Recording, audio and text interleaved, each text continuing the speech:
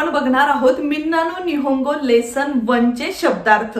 हो, तुम्ही बरोबर ऐकलंय. आजचा हा व्हिडिओ जी जपानी भाषा शिकतायत त्या सगळ्यांसाठी खूप मोठा खजिना आहे असं मला वाटतंय आणि असं तुम्हालाही वाटणार आहे. कारण जे तुम्ही ऍक्च्युअल क्लासमध्ये जाऊन शिकता तर तेच ग्रामर, तीच व्होकॅब्युलरी हे सगळं आम्ही मराठीमधून एक्सप्लेन करणार आहोत तुम्हाला. आणि खास सगळ्यांच्या आग्रहास्तव आपला हा पहिला व्हिडिओ आहे की ज्याच्यामध्ये आम्ही तुम्हाला शिकवणार आहोत मिन्नानो निहोंगो बेस सगळे व्हिडिओ, सगळे N4 चे व्हिडिओ. तर आम्हाला नक्की फॉलो करा. आणि जर तुम्ही तुमचं टार्गेट हे सेट केलं असेल की तुम्ही डिसेंबरमध्ये N4 देणार आहे किंवा पुढच्या वर्षी जुलैमध्ये, तर ईच अँड एव्हरी एपिसोड तुम्हाला खूप खूप महत्वाचा आहे. आणि हो, प्रत्येक एक लेसन मध्ये मी तुम्हाला जपानची हिस्ट्री सांगणार आहे. आता हिस्ट्रीचा क्लास जर बाहेर कुठे लावायचं म्हटलं तर ऍटलिस्ट आपल्याला काहीतरी पैसे मोजावे लागणार आहेत, हो की नाही. तर तुम्ही जर आपल्या N4 चा अभ्यास करत असाल तर त्याच्याबरोबर तुम्ही जपानची हिस्ट्री पण शिकणार आहात. आणि आजच्या व्हिडिओमध्ये मी सुरुवात करणार आहे हिस्ट्रीला. तर आपला शेवट जो आहे म्हणजे व्होकॅब्युलरी मधले काही शब्द शिकल्यानंतर शेवटच्या पार्ट मध्ये मी तुम्हाला हिस्ट्री सांगेल, ठीक आहे ना. तर अशी प्रत्येक आपल्या लेक्चरमध्ये तुम्हाला जपानची हिस्ट्री जाणून घ्यायला मिळेल. चला तर मग सुरुवात करूयात N4 चे शब्दार्थ लेसन 1. Zombie apocalypse.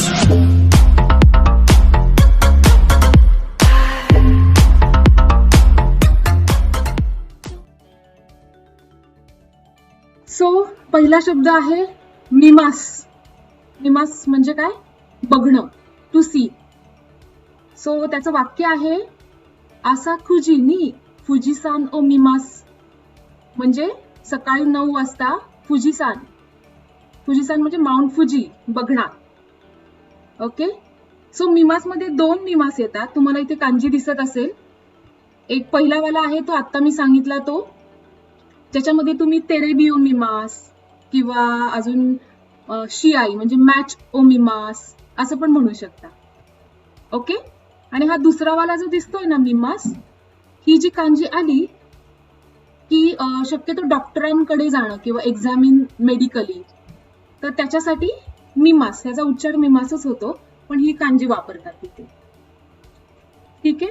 आता जर तुमच्याकडे जर काही नोट डाऊन करायला असेल तर आता नोट डाऊन करू शकता तुम्ही. ठीक आहे, चालेल. आता नेक्स्ट बघूयात आपण. नेक्स्ट शब्द आहे सागाशिमास.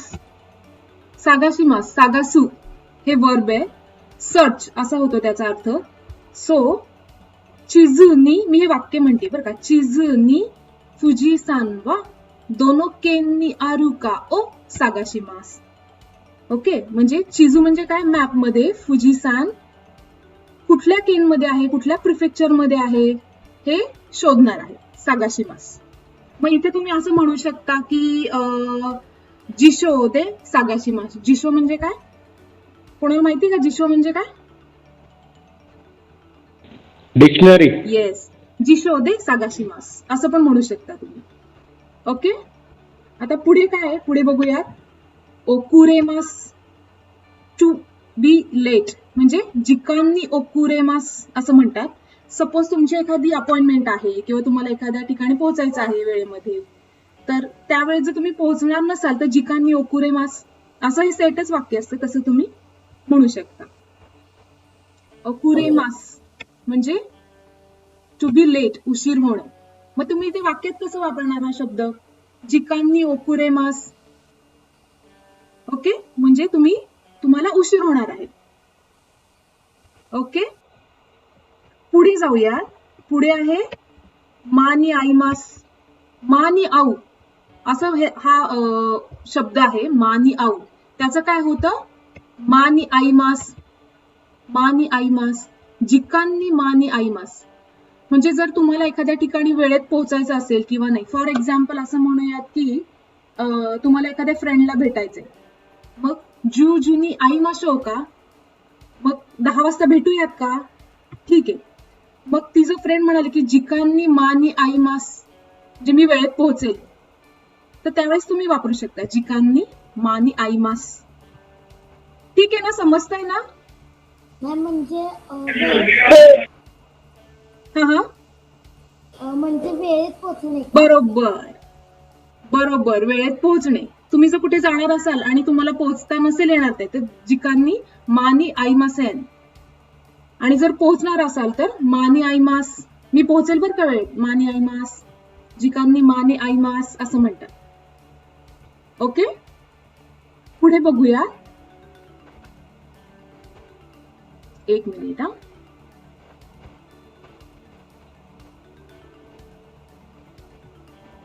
ओके, पुढे आहे यारिमास. यारिमास म्हणजे डू, काहीतरी करणं. म्हणजे आता शिगोतो यारिमास म्हणजे I will do that work. शिगोतो यारिमास. सेन्सei, हा, तुम्ही जे बोलता ते हायलाइट करत जाल का? म्हणजे आम्हाला कळेल तुम्ही कुठे बोलताय. हो Exactly. दिसलं का आता मी हायलाइट केलंय ते? दिसतंय? हो. ओके, येस, मला सांगा बरं का, म्हणजे मी तसं हे करत जाईल. यारिमास. यारिमास म्हणजे काय? टू डू, एखादी गोष्ट करणं. शिगोतो यारिमास म्हणजे मी काम करेल. I will do that work. ठीक आहे, पुढे जाऊया. तुम्ही पण आहे ना, नंतर मी जसं सांगितलं जे एक एक वाक्य तुम्हाला ज्या पद्धतीने करता येईल, जशी जमतील तशी करा, मग आपण ती करेक्ट करूया. ओके, नेक्स्ट आहे मोस्ट कोमिमास. खाली कांजीत पण दिलंय मोस्ट कोमिमास म्हणजे अप्लाय फॉर, एखाद्या गोष्टीसाठी अप्लाय करणं. फॉर एक्झाम्पल, आता तुम्हाला JLPT N4 चा फॉर्म भरायचा आहे, तर तुम्ही काय म्हणणार? मोस्ट कोमिमास JLPT N4 नी मोशी कोमिमास. कोमू म्हणजे काय असतं की एखाद्या गोष्टीसाठी अप्लाय करायचं. म्हणजे तुला जर जॉबसाठी अप्लाय करायचं असेल, एखाद्या कसं म्हणू आपण, एखाद्या क्लाससाठी अप्लाय करायचं असेल, एखाद्या परीक्षेसाठी अप्लाय करायचं असेल, तर आपण वापरतो की नाही, मी यासाठी अप्लाय केलेलं आहे, तर त्यावेळेस आपण म्हणतो की मोस्ट कोमिमास. आलं का लक्षात? म्हणजे एखाद्या JLPT, आता फॉर एक्झाम्पल JLPT N4 साठी मोस्ट कोमू केलंयस, मोस्ट कोमिमास म्हणजे JLPT N4 साठी अप्लाय केलेलं आहे. ओके. अप्लिकेशन देतो की नाही आपण कुठल्या गोष्टीसाठी, तर त्याला हा शब्द वापरतात, मोस्ट कोमिमास. आलं का लक्षात? Yes ma'am, yes. Okay, done. So पुढे आहे सांकाशिमास. सांकाशिमास म्हणजे अटेंड करणं, काहीतरी अटेंड करणं. फॉर एक्झाम्पल, पातीनी सांकाशिमास. इथे दिसतंय पाती. पातीनी सांकाशिमास म्हणजे एखाद्या पार्टीसाठी एखादी पार्टी अटेंड करणं. येस, दिसतंय का सगळ्यांना? समजतंय ना? ओके, सो एखादी पार्टी अटेंड करणं किंवा एखादी मीटिंग अटेंड करणं. मीटिंग मीटिंगनी सांकाशिमास म्हणजे मी ती मीटिंग अटेंड करणार आहे. सो हे तुम्ही लक्षात ठेवा की पातीनी सांकाशिमास. सांकाशिमास म्हणजे अटेंड करणं. ओके, आता तुम्ही एखाद्या वेळेस एखादं लग्न अटेंड करणार असेल तर त्याला पण म्हणू शकता तुम्ही. ठीक आहे, पुढे जाऊया. ओके, पुढे आहे किबुनगा ई. आज आपला पहिलाच दिवस आहे. जसं जसं तुम्ही शिकत जाल ना, जसं जसं शब्द वापरत जाल तसं तुम्हाला समजत जाईल. वाक्यांमध्ये वापरलं तर ते जास्त इझी जाईल.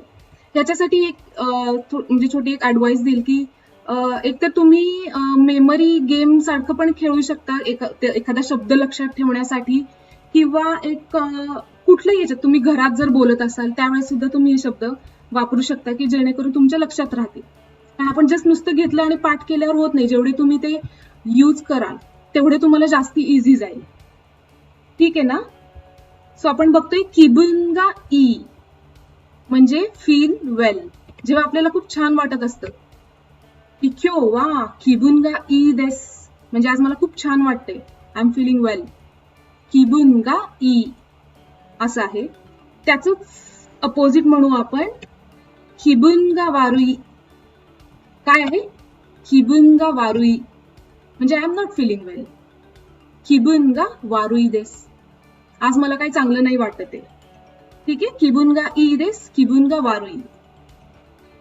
ओके, पुढे जाऊयात. पुढे आहे सुगोगा ई म्हणजे कन्व्हिनियंट. सुगोगा ई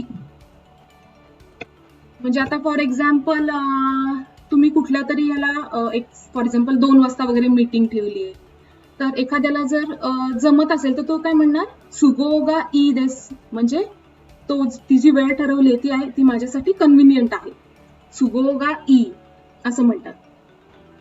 ठीक आहे. आणि जर तीच वेळ एखाद्याला जर जमत नसेल तर काय म्हणणार सुगो गा वारुई. सुगो गा वारुई म्हणजे इनकन्व्हिनियंट, ती वेळ इनकन्व्हिनियंट आहे. निजी वा सुगो गा वारुई देस असं म्हणतात. ठीक आहे. समजलंय सगळ्यांना हे शब्द? तुम्ही जसे वापरत जाल किंवा वाक्य बनवाल विचार करून तेव्हा तुम्हाला जास्त इझी जाईल. जाऊयात का पुढे? मॅम हा हा. सुगो गा वारुई म्हणजे सुगो गा वारुई म्हणजे इनकन्व्हिनियंट. म्हणजे जर आता फॉर एक्झाम्पल एखादी वेळ ठरवली आहेस कुठेतरी जायचंय, तुला जर ते जमणार नसेल, ती तुझ्यासाठी कन्व्हिनियंट नाहीये वेळ, तुला जर त्यावेळेस जमणार नसेल तर तू काय म्हणणार सुगो गा वारुई देस. ओके. ओके. सुगो गा वारुई. वेळ जमणार नाही. हा हा हा हा बरोबर. म्हणजे तुला ती कन्व्हिनियंट नाहीये, तुला सोयीस्कर नाहीये ती वेळ, इनकन्व्हिनियंट आहे, म्हणून तू काय म्हणणार सुगो गा वारुई देस. ओके. जाऊयात का पुढे? Yes ma'am. ओके. पुढे काय आहे शब्द? शिंबुन्शा. शिंबुन्शा. शिंबुनची कांजी झाली असेल तुमची माझ्या मते, राईट? N5 ला शिंबुन्शा म्हणजे newspaper publishing company. Newspaper publishing company शिंबुन्शा. ओके. त्याच्यानंतर काय पुढे? जुडो. काय आहे? जुडो. जुडो तुम्हाला माहिती असेल, खेळातला एक प्रकार जुडो. तो खरं जॅपनीज आहे, त्याला कांजी मध्ये असं लिहिलं जातं जुडो. ठीक आहे ना? ओके. जाऊयात का पुढे? Ma'am 1 minute. हा. न्यूजपेपर पब्लिकेशन कंपनी म्हणजे मला काय कळलं नाही. न्यूजपेपर पब्लिकेशन कंपनी म्हणजे जिथे न्यूजपेपरचं सगळं हे होतं ना, जिथे न्यूजपेपर काढले जातात, ती जी कंपनी आहे ती जे पब्लिश करतं, लोकांना सगळं देण्याचं काम करतं, त्याला न्यूजपेपर पब्लिशिंग कंपनी म्हणतात. त्याला जॅपनीज मध्ये शिंबुन्शा. शा म्हणजे खायशा मधला शा लावलाय आणि शिंबुन म्हणजे न्यूजपेपर. आपल्याकडे आहे ना सकाळ आहे, लोकमत, हे पण आहेत का न्यूजपेपर पब्लिशिंग कंपनीच आहेत ना त्या. म्हणजे त्याचा कारखाना पेपर. हा, थोडक्यात तसं म्हणू शकतो आपण. आणि त्यांची कंपनी. जुडो मीन्स जुडो म्हणजे तो खेळ आहे ना एक, जुडो कराटे टाईप. हा हा हा, त्याला जुडो. जॅपनीज मध्ये त्याला जुडो असं म्हणतात. म्हणजे आपण तू जुडो वगैरे ऐकलं असशील, जुडो खेळतात.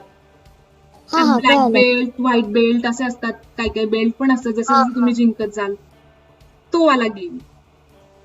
ओके. त्याच्यानंतर काय पुढे? बाशो. खाली कांजीमध्ये पण दिलंय बाशो म्हणजे काय? प्लेस, ठिकाण. म्हणजे तुम्ही एखादं ठिकाण ठरवत असाल, मीटिंग कुठे घ्यायची किंवा कुठे फिरायला जायचंय, तर ते बाशो काय आहे? बाशो वा दोको देस का म्हणजे प्लेस काय आहे ते. ठीक आहे. बाशो. शो प्रोलॉंग नाहीये, बाशो असं. पुढे जाऊयात. उंदो खाई. काय? उंदो खाई. उंदो म्हणजे काय? Exercise, right? सो उंदो खाई म्हणजे ऍथलेटिक मीटिंग. जे आपल्या इथे पण जेव्हा ऍथलेटिक्स असतात काही मॅचेस किंवा त्याच्या मीटिंग घेतल्या जातात की नाही, त्याला उंदो खाई असं म्हणतात, ऍथलेटिक मीटिंग. ठीक आहे. मग तुम्ही म्हणू शकता उंदो खाई नि सांकाशिमास. मग अशी बघितलं ना आपण, सांका म्हणजे पार्टिसिपेट करणं. ओके. जाऊयात पुढे. पुढे आहे बोरांतिया. काताकाना शब्द आहे बोरांतिया म्हणजे काय? व्हॉलेंटियर. कोणी कोणी केलंय का व्हॉलेंटियरचं काम? व्हॉलेंटियर म्हणजे माहितीये ना,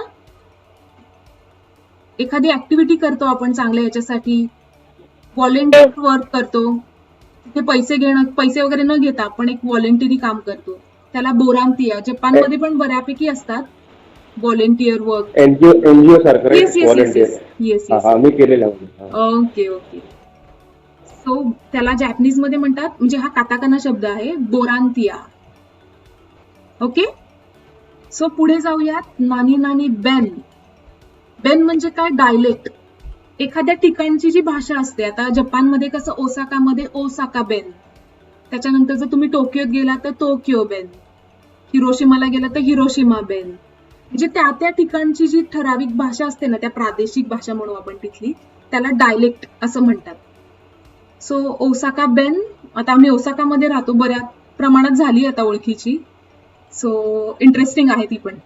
डायलेक्ट ओसाका बेन. Okay okay. पुढे जाऊयात. तर पुढे आहे कोंदो. कोंदो म्हणजे नेक्स्ट टाइम किंवा अनदर टाइम. त्याची कांजी पण दिली आहे खाली, कोंदो.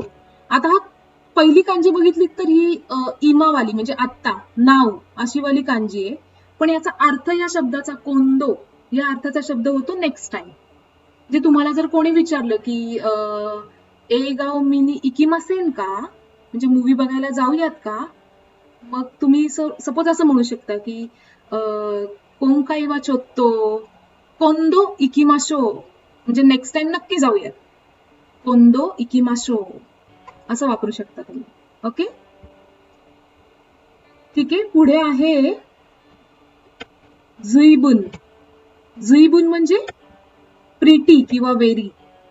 म्हणजे इथं म्हणता येईल की आता जपान आणि इंडियाचे जे काही खांके म्हणजे जे काही रिलेशनशिप आहे ती खूप आधीपासून म्हणजे चालत आले. तर आपण इथे म्हणू शकतो की इंडिया आणि जपानचे जे खांके, इंदो तो निहोन नो खांके वा जुईबुन नागाई देस. जुईबुन म्हणजे बऱ्यापैकी, प्रिटी, लॉंग, नागाई देस असं वापरू शकतो. ठीक आहे. जुईबुन म्हणजे प्रिटी किंवा बऱ्यापैकी असं म्हणू शकतो आपण. ठीक आहे ना? समजलंय ना सगळ्यांना? समजलं नसेल तर सांगा हा. पुढे जाऊया. चोकुसेत्सु. चोकुसेत्सु म्हणजे डायरेक्टली. कांजी दिली आहे खाली, चोकुसेत्सु, डायरेक्टली. डायरेक्टली म्हणजे कसं की आता फॉर एक्झाम्पल तुम्हाला एखाद्या ठिकाणी जायचं असेल, सपोज तुमचे 2-3 फ्रेंड्स असतील, तर त्यांनी जर ठरवलं की ह्या ठिकाणी जाऊन भेटून मग आपण आपल्याला जिथे फिरायला जायचं तिथे जाऊया. सो तुम्ही म्हणू शकता की चोकुसेत्सु इकिमास, म्हणजे मी डायरेक्ट जाईल तिकडे. चोकुसेत्सु इकिमास म्हणजे डायरेक्ट जाईल. ठीक आहे. किंवा तुम्ही चोकुसेत्सु रेनराकुशिमास. रेनराकुसुरू म्हणजे कॉन्टॅक्ट करणं, चोकुसेत्सु म्हणजे डायरेक्ट कॉन्टॅक्ट करेल मी असं म्हणू शकता. ठीक आहे. जाऊयात पुढे. चलो पुढे आहे इत्सुदेमो. इत्सुदेमो म्हणजे एनी टाइम, कधीही. मग आता फॉर एक्झाम्पल एखादं ठिकाण असेल की एखादं दुकान असेल म्हणा, तर ते कधी चालू असतं, तर इत्सुदेमो सोनो काय म्हणता येईल आपल्याला, इत्सुदेमो चालू असतं, आईतेमास असं म्हणू शकतो आपण. इत्सुदेमो म्हणजे एनी टाइम. किंवा तुम्हाला कुठे कोणाला विचारायचं असेल की येशील का माझ्यासोबत, जाऊयात का बरोबर, इशोनी इकिमाशो का, तर मग इत्सुदेमो इकिमाशो, कधीही जाऊया, एनी टाइम, मला एनी टाइम चालेल असं म्हणतो ना आपण, ते आहे इत्सुदेमो. ओके. पुढे आहे दोकोदेमो, एनिवेअर. दोकोदेमो, दोको झालं असेल तुमचं, दोकोदेमो म्हणजे एनिवेअर, म्हणजे कुठेही. कसं वापरता येईल दोकोदेमो की फॉर एक्झाम्पल असं म्हणूयात की एखादं जर वस्तू आहे आणि त्याचं फॉर एक्झाम्पल शॉपच म्हणूयात आपण, एखाद्या वस्तूचं शॉप आहे, तर जपानमध्ये दोकोदेमो आरिमास म्हणजे कुठेही आहे जपानमध्ये. त्याचं जे काही शॉपची एखादी चेन असेल किंवा काय असेल ती दोकोदेमो आरिमास म्हणजे कुठेही आहे, एनिवेअर इन जपान असं म्हणू शकतो. ओके. पुढे आहे दारेदेमो. दारे पण तुमचं झालेलं असेल, दारेदेमो, त्याला पुढे देमो लावलाय सेम. दारेदेमो म्हणजे एनीबडी. आता फॉर एक्झाम्पल एखाद्या प्रसिद्ध व्यक्तीचं नाव घेतलं तर कोणालाही माहिती असतं ना, आपण म्हणतो ना कोणालाही माहिती आहे. दारेदेमो शित्तेमास, दारेदेमो शिकते इमास म्हणजे कोणालाही माहिती आहे असं. ठीक आहे. पुढे काय आहे? नांदेमो. सॉरी, नांदेमो. नांदेमो म्हणजे एनिथिंग. तुम्हाला जर विचारलं तुला काय आवडतं खायला, नांदेमो स्की देस म्हणजे मला काहीही आवडतं. नांदेमो स्की देस. स्की म्हणजे काय? लाईक, आवडणं. ओके. पुढे काय? कोनो सोनो आनो झालं असेल तुमचं. कोनो सोनो आनो, दोनो झालं की नाही? त्याच्यामधलाच आहे हे कोन्ना म्हणजे लाईक दिस. आता फॉर एक्झाम्पल माझ्याकडे हे काय असेल, फॉर एक्झाम्पल मोबाईल आहे, मग कोन्ना केईताई म्हणजे या मोबाईल सारखा, लाईक दिस कोन्ना केईताई असं म्हणू शकतो. कोन्ना म्हणजे काय असतं? जो स्पीकर आहे त्याच्या जवळचं असतं की नाही, राईट? तसं जर आता खाली तुम्ही सोन्ना म्हणालात, सोन्ना लाईक दॅट म्हणजे आता तुमच्याकडचा मोबाईल असेल तर मी काय म्हणेल, तुम्ही जसं दाखवलं मला तर म्हणणार सोन्ना केईताई म्हणजे लिस्नरच्या जवळ असणार आहे तो, राईट? सोन्ना केईताई असं म्हणू आपण. आणि अन्ना आपल्या दोघांपासूनही लांब असेल तर आपण काय म्हणणार? अन्ना लाईक दॅट. पण ते दोघांपासून, far from both the listener and the speaker. Okay. खूप सोपं आहे. कोनो सोनो आनो सारखंच आहे हे. पुढे आहे NHK ब्रॉडकास्टिंग कंपनी. येस, ते चॅनल आहे न्यूजचं एक जपान मधलं. NHK तो हा पण आपल्याला शब्द येईल लेसन मध्ये म्हणून आपण जस्ट घेतलाय. होते ना शब्दार्थ. तुमच्याकडे पुस्तक असेल तर पुस्तक काढून लगेच तुम्ही टिकमार्क करून घेऊ शकता. मी जे म्हटलं होतं की हिस्ट्री सुरुवात करणार. जपानमध्ये इयर सांगण्याच्या 2 पद्धती आहेत. इयर म्हणजे काय? वर्ष आपण सांगतो की नाही, इसवी सन आपल्याकडे पहा पूर्वी सांगायचो आपण. तर तसे जे आहेत तर ते 2 पद्धती. पहिली आहे गेंगो किंवा त्याला नेंगो असं म्हणतात. आणि दुसरी काय माहितीये?